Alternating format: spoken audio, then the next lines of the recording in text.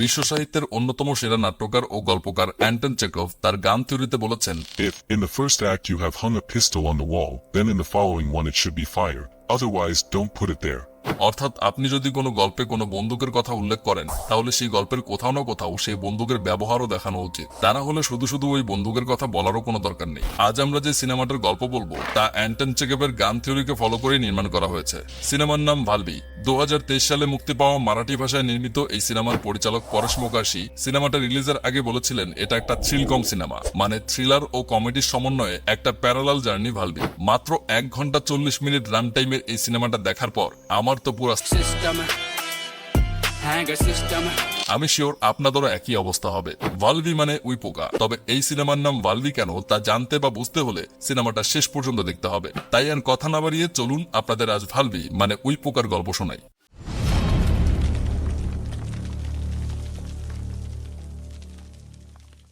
এই যে সুশীল সুদর্শনা ভদ্রমহিলাকে দেখতে পাচ্ছেন, ওনার নাম দেবিকা। উনি একজন ডেন্টিস্ট আর এই ভদ্রলোকের নাম অনিকেত। উনি একজন বিজনেসম্যান। এই দুজনের মধ্যে অ্যাফেয়ার চলছে, কিন্তু অনিকেত বিবাহিত। আর এই ভদ্রমহিলা অনিকেতের ওয়াইফ অবনী। দেবিকার সাথে নতুন করে জীবন শুরু করার জন্য অনিকেত অবনীকে ডিভোর্স দিতে চায়, কিন্তু সে অবনীকে কোনোভাবেই ডিভোর্সের জন্য রাজি করাতে পারছে না। কারণ অনিকেত অবনীকে এটা বলতে পারবে না যে তার অন্য কারোর সাথে সম্পর্ক আছে, তাই সে ডিভোর্স দিতে চায়। আর অবনীর সাথে তার এমন কিছুই হয়নি যার জন্য ডিভোর্স দেওয়া যায়। তাই অনিকেত আর তার গার্লফ্রেন্ড দেবিকা মিলে অবনীকে খুন করার প্ল্যান করছে। তারা অবনীকে খুনটা এমন ভাবে করতে চায় যাতে এটাকে একটা সুইসাইড বলে মনে হয়। আসলে বিয়ের অনেক বছর পেরিয়ে যাওয়ার পরও অনিকেত আর অবনীর কোনো বাচ্চা হয়নি। এটা নিয়ে অবনী অনেক ডিপ্রেশনে ভুগছে। সেই ডিপ্রেশন থেকেই অবনী মানসিকভাবে কিছুটা অসুস্থ। আর এই মানসিক অসুস্থতার সুযোগ নিয়েই অনিকেত অবনীকে খুন করার ব্যাপারে ভাবতে থাকে। অনিকেত দেবিকাকে বলে, আমি অবনীকে বলেছি আমার বিজনেসে অনেক বড় লস হয়েছে আর আমার কাছে শুধু অল্প কিছুদিন চলার মতো টাকা আছে। তাছাড়া যে কোনো দিন ব্যাংকের লোকেরা আমাদের বাড়িটাও দখল করে নেবে, তখন আমাদের এই বাড়িটাও ছেড়ে দিতে হবে। তাই এখন আমাদের সামনে দুটো পথ খোলা আছে, হয় তুমি আমাকে ডিভোর্স দিয়ে আলাদাভাবে নিজের জীবনটাকে গুছিয়ে নাও, অথবা আমরা দুজন একসাথে সুইসাইড করব। এটা শোনার পর দেবিকার মনে হয় অবনী কোনোভাবেই এই প্রস্তাব মেনে নেবে না, কিন্তু অনিকেত খুব রিল্যাক্স মনে বলে, আমি অলরেডি অবনীকে রাজি করিয়ে ফেলেছি, এখন শুধু সময়ের অপেক্ষা। এখন প্রশ্ন হচ্ছে তারা সুইসাইডটা কিভাবে করবে। অনিকেতের প্ল্যান অনুযায়ী সে দুটো পিস্তল নেবে, একটা আসল আর একটা নকল। আসলটা সে অবনীর হাতে দেবে আর নকলটা সে নিজে নেবে। সুইসাইড করার ঠিক আগ মুহূর্তে তারা দুজন একসাথে দুটো চিঠি লিখবে, যেখানে লেখা থাকবে তাদের মৃত্যুর জন্য অন্য কেউ দায়ী নয়। তো অনিকেত আর দেবিকা এখন দেবিকার চেম্বারে এই ফেক সুইসাইডের প্ল্যানটা বাস্তবায়ন করার জন্য লুপ হোলগুলো নিয়ে আলোচনা করে নিচ্ছে। অনেক আলোচনার পর তাদের ফাইনাল প্ল্যান দাঁড়ায়, যেদিন তারা এই ঘটনাটা ঘটাবে তার আগের দিন অনিকেত দেবিকার ক্লিনিকে একটা অ্যাপয়েন্টমেন্ট নিয়ে রাখবে।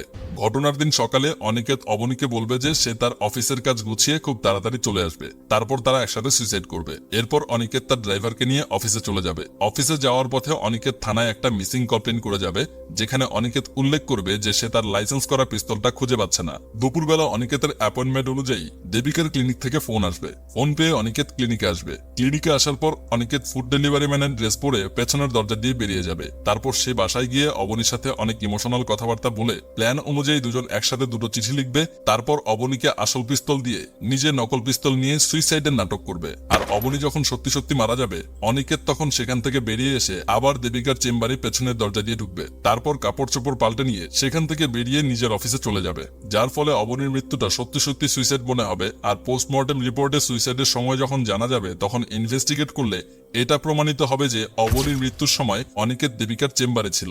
এই মাস্টার প্ল্যান ফাইনাল করার পর সেদিনের মতো অনিকেত বাসায় ফিরে আসে। বাসায় এসে প্রথম এসে দরজায় ফেক একটা ব্যাংক নোটিশ লাগায় আর তারপর বাসায় ঢোকে। কিন্তু বাসায় ঢুকে অনিকেত অবনীকে কোথাও খুঁজে পায় না। অবশেষে সারা বাড়ি খুঁজে সে অবনীকে খাটের নিচে ঘুমিয়ে থাকতে দেখে। অনিকেতকে দেখে অবনী খুব খুশি হয়ে যায়। অবনী বলে, আমি যে জার্মান ওই পোকাগুলো নিয়ে রিসার্চ করছি, ওগুলো এখন প্লাস্টিক খেতে শুরু করেছে। যদি আমার এই রিসার্চ সফল হয় তাহলে পৃথিবীতে প্লাস্টিকের পরিমাণ অনেক কমে যাবে, তাই না? তখন দেখা যায় অবনী সেই উই পোকাগুলোর সাথে কথা বলছে। শুধু তাই নয়, অবনী পোকাগুলোর জন্য একটা কাচের ঘরও বানিয়েছে। অবনী উই পোকাগুলোকে নিজের সন্তানের মতো লালন পালন করে আর তাদেরকে নিয়ম করে খাবার হিসেবে প্লাস্টিক খেতে দেয়। অনিকেতের এসব ভালো লাগে না। সে বলে এসব ইউজলেস কাজের কোনো মানেই হয় না। অবনী তখন মুখ গোমরা করে বলে, এই জীবনে টাকা নেই, সন্তান নেই, দুজনের জন্য দুজনের কোনো সময় নেই, এমন বেঁচে থাকার মানে কি? অংশুমান ঠিকই বলে, বাঁচতে হলে শুধু নিজের জন্যই বাঁচতে হবে। অনিকেত তখন জানতে চায় অংশুমানকে। অবনী বলে, কেন, আমার সাইকিয়াট্রিস্ট। তুমি বারবার ওর নাম ভুলে যাও। এরপর দেখা যায় একজন ফুড ডেলিভারি ম্যান একটা বার্থডে কেক ডেলিভারি দিতে এসেছে। অনিকেত অবাক হয়, আজ কার বার্থডে? আজ আসলে অবনীর বার্থডে, আর সে নিজের জন্যই কেক অর্ডার করিয়েছে। অনিকেত ভীষণ লজ্জা পায়। সে অবনীকে তার বার্থডে ভুলে যাওয়ার জন্য সরি বলে। অবনী তখন হাসতে হাসতে বলে, এই নিয়ে 13 বার, আমাদের বিয়ে হয়েছে 14 বছর, তুমি শুধু প্রথম বছরই বার্থডে মনে রেখেছিলে। সিনেমার এই অংশে আমরা জানতে পারি অবনী আর অনিকেত শুধু কাগজে কলমেই স্বামী স্ত্রী। দীর্ঘদিন যাবত তাদের মধ্যে কোনো শারীরিক সম্পর্কও হয়নি। অবনী চাইলেও অনিকেত তাতে সাড়া দেয় না, আর এজন্য অবনী অনিকেতকে কিছুটা সন্দেহও করে। এত লম্বা সময় ধরে একজন পুরুষ মানুষ কিভাবে শারীরিক সম্পর্ক না করে টিকে রয়েছে তা নিয়ে প্রশ্ন তোলে। অনিকেত তখন এই সুযোগটা নেয়। সে অবনীর এই কথা শোনার পর ইমোশনাল ড্রামা শুরু করে। অনিকেত বলে, আমি এত বেশি মানসিক চাপের মধ্যে দিয়ে যাচ্ছি যে আমি এসব নিয়ে ভাবতেই পারছি না। অনিকেতের কথা শুনে অবনী খুবই ইমোশনাল হয়ে যায় আর বলে, আমি তোমাকে কোনোভাবেই ছাড়তে পারবো না, চলো আজই আমরা সুইসাইড করবো। এই বলে সে অনিকেতের কাছ থেকে পিস্তল নিয়ে ছোটাছুটি শুরু করে। অবস্থা বেগতিক দেখে অনিকেত কোনো রকমে অবনীকে শান্ত করে আর দরজায় টানানো সেই ভুয়া ব্যাংক নোটিশটা দেখিয়ে বলে, কাল আমাদের বাসার সব আসবাবপত্র ব্যাংক নিয়ে যাবে, আর তাছাড়া আমিও কালকে শেষবারের মতো অফিসের কাজগুলো গুছিয়ে আসার জন্য অফিসে যাব, কারণ আমি চাই না আমার মৃত্যুর পর আমার সাথে জড়িত ব্যক্তিদের কোনো ধরনের সমস্যা হোক। অফিস থেকে আমি তাড়াতাড়ি ফিরে আসব, আর তারপর আমরা একসাথে সুইসাইড করব। অবনী অনিকেতের কথায় আশ্বস্ত হয় আর সুইসাইড নোটটা লিখে অনিকেতের হাতে দিয়ে দেয়। এরপর অবনী ঘুমিয়ে পড়লে অনিকেত দেবিকাকে কল করে অ্যাপয়েন্টমেন্ট নেয়। দেবিকা অনিকেতের কল পেয়ে খুশি হয়ে যায়। অবশেষে তাদের সেই মাস্টার প্ল্যান সফল হতে যাচ্ছে। পরদিন সকালে দেখা যায় সত্যি সত্যি কিছু লোক অনিকেতের বাড়িতে এসেছে আর শুধু একটা সোফা আর একটা ঝাড়বাতি রেখে তাদের সব ফার্নিচার নিয়ে চলে যাচ্ছে। আসলে এটাও অনিকেতের প্ল্যানের একটা অংশ। এই লোকগুলোকে অনিকেত নিজে হায়ার করেছে আর তাদের বলেছে সে আসলে এই পুরাতন ফার্নিচারগুলো বদলে নতুন ফার্নিচার নিয়ে আসবে, আর এটা তার ওয়াইফের জন্য একটা সারপ্রাইজ। তাই সবাই যেন চুপচাপ ফার্নিচারগুলো নিয়ে চলে যায় আর তার ওয়াইফের সাথে কোনো কথা না বলে। এরপর সবাই যখন চলে যায় তখন অনিকেত অফিসের উদ্দেশ্যে রওনা হয় আর প্ল্যান অনুযায়ী প্রথমে থানায় গিয়ে তার পিস্তল হারানোর ব্যাপারে কমপ্লেন করে। তারপর সেখান থেকে এফআইআর কপি নিয়ে অফিসে যায়। কিছুক্ষণ পরেই দেবিকার ক্লিনিক থেকে চেকআপের জন্য কল আসে। অনিকেত তখন তার ড্রাইভারকে নিয়ে দেবিকার ক্লিনিকে চলে যায়। সেখান থেকে ফুড ডেলিভারি ম্যানের ড্রেস পরে পেছনের দরজা দিয়ে বেরিয়ে একটা স্কুটার নিয়ে বাসায় চলে যায়। এই স্কুটারটা দেবিকা আগে থেকে রেডি করে রেখেছিল। অনিকেত বাসায় এসে অনেকক্ষণ কলিং বেল চাপার পরেও অবনী দরজা খুলে না। সময় নষ্ট হচ্ছে দেখে অনিকেত চাবি দিয়ে দরজা খুলে ভেতরে ঢোকে। ভেতরে ঢুকে সে দেখতে পায় অবনী মেঝেতে শুয়ে আছে। অনিকেত ভাবে অতিরিক্ত ঘুমের ওষুধ খাওয়ার কারণে অবনী গভীর ঘুমে আচ্ছন্ন। অনিকেত এই সুযোগটা হাতছাড়া করতে চায় না। সে পিস্তলে সাইলেন্সার লাগিয়ে অবনীর হাতে ধরিয়ে তার মাথায় ঠিকই গুলি করে দেয়। তখন অবনীর ফোনে সাইকিয়াট্রিস্ট অংশমানের কল আসতে থাকে। অনিকেত সেটা ইগনোর করে আগের রাতে অবনীর নিজের হাতে লিখে রাখা সুইসাইড নোটটা অবনীর লাশের পাশে রাখে। তখন সেই জার্মান ওই পোকাগুলো কাগজটার দিকে এগিয়ে আসছিল। অনিকেত তখন কাগজটার চারপাশে কিছু পাউডার ছিটিয়ে দেয়। তারপর সেই পাউডারের কৌটোতে অবনীর হাতের ছাপ লাগিয়ে দ্রুত সেখান থেকে বেরিয়ে যায়। এদিকে দেখা যায় একজন মহিলা তার শাশুড়িকে ইমার্জেন্সি চেম্বারে ঢোকানোর জন্য জোরাজুরি করছে। দেবিকা তাকে অনেক বুঝিয়ে ম্যানেজ করে আর অনিকেতের জন্য অপেক্ষা করতে থাকে। কিছুক্ষণ পর অনিকেত ক্লিনিকে পৌঁছে যায়। সে আবার পেছনের দরজা দিয়ে দেবিকার চেম্বারে ঢুকে তার পোশাক পাল্টে নিয়ে চেম্বার থেকে বেরিয়ে আসে। চেম্বারে ঢোকার আগে অনিকেত নিচের ফটোকপির দোকানে একটা বই দিয়ে যায় কপি করার জন্য। বেরোনোর সময় সে আবার সেখান থেকে সে কপিটা নিয়ে যায়। তারপর গাড়িতে উঠে অনিকেত তার অফিসে ফিরে আসে। এর মাধ্যমে ইনভেস্টিগেশনের সময় সেই ফটোকপির দোকানের সিসিটিভি ফুটেজ আর তার ড্রাইভার সাক্ষী হবে যে অবনীর মৃত্যুর সময় অনিকেত দেবিকার ক্লিনিকে চেকআপের জন্য অবস্থান করছিল। অফিসে আসার পর অনিকেত দুপুর 2টা বাজার অপেক্ষা করছিল, কারণ প্রতিদিন ঠিক দুপুর 2টায় অনিকেতের বাসায় কাজের মহিলা আসে। অনিকেতের প্ল্যান অনুযায়ী কাজের মহিলা বাসায় এসে যখন অবনীর লাশ দেখবে তখন সে ডেফিনেটলি অনিকেতকে কল করবে। অনিকেত তখন পুলিশ নিয়ে বাসায় যাবে, কিন্তু 2:30 বেজে যাওয়ার পরও তার ফোনে কোনো কল আসে না। তখন অনিকেত নিজেই কাজের মহিলাকে কল করে, কিন্তু তার ফোন বন্ধ পায়। অনিকেত বুঝতে পারে আজকেও কাজের মহিলাটা বরাবরের মতো ফাঁকি দিচ্ছে। তাই কিছুক্ষণ পর সে নিজেই বাসায় যাওয়ার সিদ্ধান্ত নেয়। বাসায় পৌঁছে সে গেটে দাঁড়িয়ে একটা ফাইল নিয়ে আসার জন্য ড্রাইভারকে বাসার ভেতর পাঠায়। অনেক সময় কেটে গেলেও ড্রাইভারের কোনো সারা শব্দ নেই। মানে কি, ড্রাইভার কি এখনো লাশটা দেখতে পায়নি? অনিকেত এবার নিজে ভেতরে আসে। তখন ড্রাইভার অনিকেতকে দেখে বলে, স্যার এখানে তো কোনো ফাইল নেই। ফাইল যে নেই সেটা তো অনিকেত জানেই, কিন্তু অবনীর লাশ। এরপর অনিকেত ভেতরে এসে যা দেখে তা দেখে অনিকেতের সারা শরীর হিম হয়ে যায়। ভেতরে অবনীর লাশ তো নেই, এমনকি খুনের কোনো আলামতও সেখানে নেই। অনিকেত তখন ড্রাইভারকে চলে যেতে বলে। ড্রাইভার যাওয়ার সময় জানতে চায়, স্যার আগামীকালের ব্যাপারটা, কারণ আগামীকাল নিউ ইয়ার। অনিকেত ড্রাইভারকে বলে, আমি তোমাকে কল করে জানাবো, তুমি এখন যাও। অনিকেত তখন পাগলের মতো পায়চারি করতে থাকে। এরপর সে দেবিকাকে কল করে আর জলদি তার বাসায় আসতে বলে। দেবিকা অনিকেতের বাসায় আসে আর তারপর তারা দুজন মিলে অবনীকে সারা বাড়িতে খুঁজতে থাকে। তখন অনিকেত বাথরুমে একটা প্রেগনেন্সি কিট দেখতে পায় আর সেটার রেজাল্ট পজিটিভ। এটা দেখে দেবিকা অনিকেতের গালে কষে একটা চর মারে আর বলে, তুমি তো আমাকে বলেছিলে যে তোমাদের মধ্যে মেলামেশা হয় না, তাহলে এটা কি? অনিকেত বলে, আমি তোমাকে মিথ্যা বলিনি। আর তখনই অনিকেতের ফোনে অবনীর নাম্বার থেকে কল আসে। দেবিকা আর অনিকেত দুজনেরই গলা শুকিয়ে যায়। অনিকেত ভয়ে ভয়ে কলটা রিসিভ করে, আর তখন ফোনের অপর প্রান্ত থেকে একজন পুরুষ কণ্ঠ বলে ওঠে, দ্রুত আমার সাথে দেখা করো, আমি অ্যাড্রেস পাঠিয়ে দিচ্ছি। এই বলে ফোনটা কেটে দেয়। এরপর অনিকেত আর দেবিকা সেই লোকেশন অনুযায়ী সেখানে চলে যায়। প্রথমে অনিকেত ভেতরে গিয়ে দরজায় নক করে, তখন একজন লোক দরজা খুলে জিজ্ঞেস করে, তোমার পার্টনার কোথায়, তাকেও নিয়ে এসো। অনিকেত দেবিকাকেও ডেকে আনে। তখন সেই লোকটা তার নিজের পরিচয় দেয়। ইনি সেই সাইকিয়াট্রিস্ট অংশুমান, যার কথা অবনী গতরাতে বলেছিল। অংশুমান তাদেরকে বাসার ভেতরে ঢুকতে বলে। ভেতরে ঢুকে অনিকেত জিজ্ঞেস করে, অবনীর ফোন আপনার কাছে কেন, অবনী কোথায়? তখন অংশুমান তার চেয়ার ঘুরিয়ে দেখায় অবনী তার চেয়ারে বসে আছে। অবনীকে দেখে অনিকেত আর দেবিকা লাফিয়ে ওঠে। দেবিকা অবনীর দিকে আস্তে আস্তে এগিয়ে যাচ্ছিল। তখন অংশুমান বলে, শি ইজ ডেড। এটা শুনে অনিকেত অবাক হওয়ার ভান করে আর বলে, ডেড? ও কিভাবে মারা গেল? অংশুমান তখন বলে, কিভাবে মারা গেল তা তুমি খুব ভালোভাবেই জানো। নাটক না করে চুপচাপ বসো আর আমার কথা শোনো। অংশুমান বলে, অবনীর মানসিক চিকিৎসার জন্য আমি মাঝে মাঝেই তোমার বাসায় যেতাম। অবনী বারবার বলতো তার জীবনে টাকা নেই, সন্তান নেই, ভালোবাসা নেই, এই জীবন রেখে কি লাভ, তাই সে আত্মহত্যা করতে চায়। কিন্তু একজন ডাক্তার হিসাবে আমি তো আর আমার রোগীকে মরতে দিতে পারি না, তাই আমি তাকে বোঝাতাম আর ডিপ্রেশনের ঔষধ দিতাম। আস্তে আস্তে আমাদের মধ্যে সম্পর্ক অনেক ঘনিষ্ঠ হয় আর আমরা একসময় ফিজিক্যাল রিলেশনে চলে যাই, যার ফলে অবনী প্রেগনেন্ট হয়ে যায়। আজ সকালবেলা অবনী আমাকে ফোন করে বলে সে প্রেগনেন্সির টেস্ট করেছে আর তার রিপোর্ট পজিটিভ। অবনী খুব খুশি ছিল। সে বলছিল, এবার আমি অনিকেতকে ডিভোর্স দিয়ে দেব আর তোমাকে বিয়ে করব। অবনী যখন বুঝতে পারে আমি তার এই কথা শুনে খুশি হইনি, তখন সে রেগে যায়। আমি তাকে বুঝিয়ে শান্ত করি আর বলি, আমি তোমার বাসায় আসছি, আমরা সামনাসামনি কথা বলবো।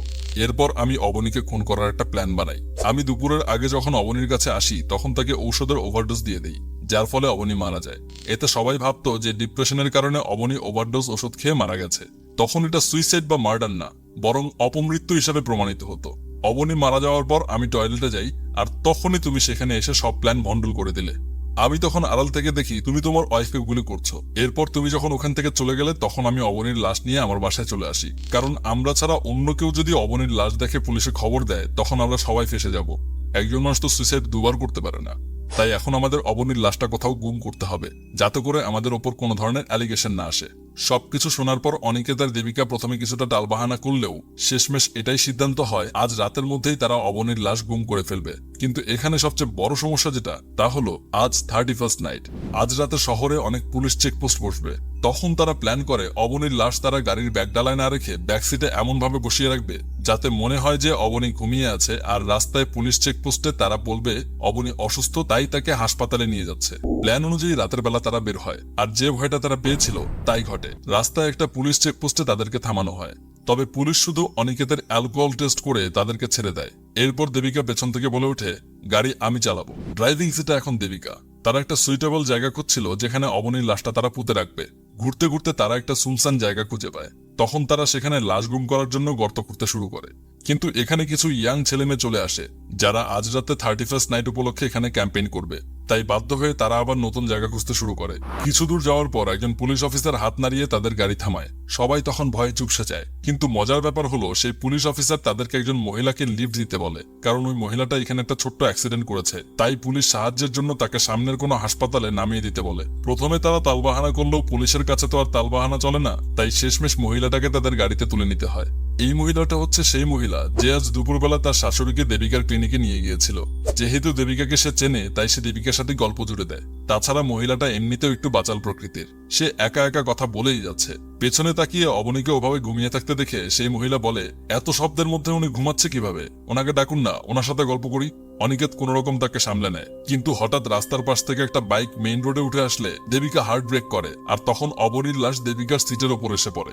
অনিকেত আবার ম্যানেজ করে নেওয়ার চেষ্টা করলেও এবার সেই মহিলা কনফার্ম হয়ে যায় যে অবনী বেঁচে নেই। তখন সেই মহিলা ভয় পেয়ে যায় আর গাড়িতে চিৎকার চেঁচামেচি শুরু করে। তারা সবাই মিলে কোনোভাবেই তাকে শান্ত করতে পারছে না। মহিলাটা তার ফোন বের করে পুলিশকে ফোন করতে যাবে, ঠিক তখনই অনিকেত পেছন থেকে তার হাতের বোতল দিয়ে মহিলাটাকে এমন ভাবে আঘাত করে যে সেই আঘাতের কারণে মহিলাটা সাথে সাথে মারা যায়। এবার সবাই ভীষণ ঘাবড়ে যায়, কারণ তাদের সামনে ওই পুলিশ অফিসার বাইক চালিয়ে যাচ্ছিলেন, যিনি তাদেরকে হাসপাতালে পৌঁছানোর জন্য রাস্তা দেখাচ্ছিলেন।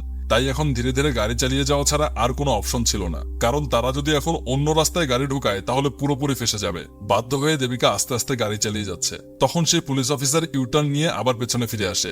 তিনি গাড়ির পাশাপাশি বাইক চালাতে চালাতে দেবিকাকে জিজ্ঞেস করে, ওই ম্যাডাম কি ঘুমাচ্ছেন নাকি, ওনাকে ডাকুন তো, হাসপাতাল সামনেই। তখন তারা সবাই একসাথে বলে ওঠে, ঘুমাচ্ছে যখন ঘুমাতে দেন না, হাসপাতাল আসলে আমরা ডেকে দেবো। কিন্তু পুলিশের সন্দেহ হয়।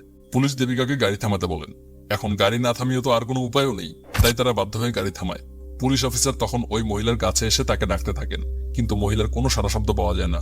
তার আর বোঝার বাকি থাকে না যে এদের মধ্যে বড় কোনো ঝামেলা আছে। সে তাদের দিকে পিস্তল তাক করে আর থানায় ফোন করার চেষ্টা করে। অনিকেত আর অংশুমান পুলিশ অফিসারকে বোঝানোর অনেক চেষ্টা করলেও সে তাদের কোনো কথাই শুনছে না। সে থানায় ফোন করতে যাবে, ঠিক তখনই দেবিকা তাকে গুলি করে। দেবিকা অনিকেতের পিস্তলটা সাথে করে নিয়ে এসেছিল। তারা তখন কাছে গিয়ে বুঝতে পারে পুলিশ অফিসারও আর বেঁচে নেই। মানে এখন তাদের কাছে 3টা লাশ, আর বাঁচতে হলে এই 3টা লাশকেই এখন তাদের গুম করতে হবে। তারা রাস্তার পাশে জায়গা খুঁজতে থাকে। কিছুক্ষণ পর তারা রাস্তার পাশে একটা গাড়ি অ্যাক্সিডেন্ট হয়ে উল্টে থাকতে দেখে। গাড়িটাতে ততক্ষণে আগুন লেগে গেছে। তখন তারা সিদ্ধান্ত নেয় এই 3টা লাশ তারা এখানে জ্বালিয়ে দেবে। কিন্তু তারা যখন পুড়িয়ে দেওয়ার জন্য পুলিশের লাশটা সেখানে নিয়ে যাচ্ছিল, তখন তারা দেখতে পায় সেই গাড়ির ড্রাইভার আহত অবস্থায় গাড়ির নিচে চাপা পড়ে আছে, আর সে তাদের দিকে তাকিয়ে আছে। ঠিক সেই সময় তারা টের পায় রাস্তা দিয়ে হয়তো অন্য কোনো গাড়ি আসছে। তাই তারা প্ল্যান ক্যান্সেল করে আর সেখান থেকে পালিয়ে যাওয়ার জন্য দ্রুত গাড়িতে উঠে বসে। কিন্তু তখন অংশুমানের মনে হয় গাড়িতে যে লোকটা বেঁচে আছে সে তো আমাদেরকে দেখে ফেলেছে। তাই সে গাড়িতে রাখা ডিজেল নিয়ে আবার বেরিয়ে আসে আর সেই লোকটাকে জ্যান্ত জ্বালিয়ে দেয়, যাতে এই শেষ এবং একমাত্র সাক্ষীটাও না থাকে। এরপর তারা আবার গাড়ি নিয়ে ছুটতে থাকে। কিন্তু প্রায় ভোর হয়ে যাচ্ছে, তবু কোথাও কোনো সুইটেবল জায়গা না পেয়ে বাধ্য হয়ে তারা অনিকেতের বাসায় ফিরে আসে। যেহেতু বাসায় আর কোনো ফার্নিচার ছিল না, তাই তারা লাশগুলোকে পাশাপাশি সোফায় বসিয়ে দেয়। সারা রাত নির্ঘুম আর এত দুশ্চিন্তা মাথায় নিয়ে ছোটাছুটির পরে তারাও ভীষণ ক্লান্ত ছিল। তারা তখন সোফার সামনে মেঝেতে বসে পড়ে। কিছুক্ষণ চুপচাপ বসে থাকার পর দেবিকা বলে ওঠে, এখন তাহলে কি করা যায়? আমরা বরং আজ রাতে আবার। দেবিকার কথাটা শেষ হয় না। তাদের 3জনের উপর সিলিং এ ঝুলতে থাকা ঝাড়বাতিটা এমন ভাবে ছিঁড়ে পড়ে যে তারা 3জনই মারা যায়। কয়েক ঘন্টা পর যখন সেখানে পুলিশ আসে, তখন পুলিশ 6টা লাশ একসাথে দেখে কোনোভাবেই হিসাব মেলাতে পারছে না। তাদের মাথায় ঢোকে না 3টা লাশ মেঝেতে এত বিশ্রী ভাবে আর 3টা লাশ সোফাতে এত সুন্দর করে বসিয়ে রাখা কেন, আর এরা একসাথে মারা গেল কিভাবে? তখন একজন পুলিশ অফিসার উপরের দিকে তাকান, আর তিনি তখন দেখতে পান ঝাড়বাতিটা যে নাইলনের দড়ি দিয়ে বাঁধা ছিল, সেই দড়িতে প্রচুর পরিমাণ উইপোকা কিলবিল করছে। আর এই উইপোকাগুলোই রশিটা কেটে দিয়েছে, যার ফলে ঝাড়বাতিটা নিচে পড়ে ওরা মারা গেছে। মানে অবনী যে উইপোকাগুলো নিয়ে রিসার্চ করছিল তারা সত্যিই প্লাস্টিক খায়। সিনেমাটা এখানেই শেষ হয়। আশা করি এতক্ষণে নিশ্চয়ই বুঝতে পেরেছেন সবকিছু ছেড়ে এই সিনেমার নামকরণ ভালভি কেন করা হলো। কিভাবে সবকিছু ধীরে ধীরে কিন্তু অবিচ্ছিন্নভাবে ভেতর থেকে ধ্বংস করা যায় তার অর্থ বোঝাতেই মূলত এই নামকরণ। সেটা আপনার সম্পর্ক হোক কিংবা আপনার ঘর। তাছাড়া এই সিনেমা থেকে আরো একটা গুরুত্বপূর্ণ শিক্ষা নেওয়া যায়, আর তা হলো you get what you give. Aniket, দেবিকার অংশুমান যেমন তাদের কর্মফল ভোগ করেছে, তেমনি অবনীয় উইপোকাদের সন্তানের মতো লালন পালনের উত্তম প্রতিদানই পেয়েছে। ভিডিওটা ভালো লাগলে একটা লাইক দিন আর আপনার পরিচিতদের সাথে শেয়ার করুন। আপনার ভালো লাগা খারাপ লাগা সহ যে কোনো মতামত জানাতে কমেন্ট করুন। আর এতক্ষণে নিশ্চয়ই আপনি সাবস্ক্রাইব করে দিয়েছেন, তাই না? প্রত্যেকের জীবনে লয়াল ভালভিদের সংখ্যা বৃদ্ধি পাক সেই প্রত্যাশায় আজকের মতো বিদায় নিচ্ছি। শেষ পর্যন্ত সাথে থাকার জন্য আপনাকে ধন্যবাদ।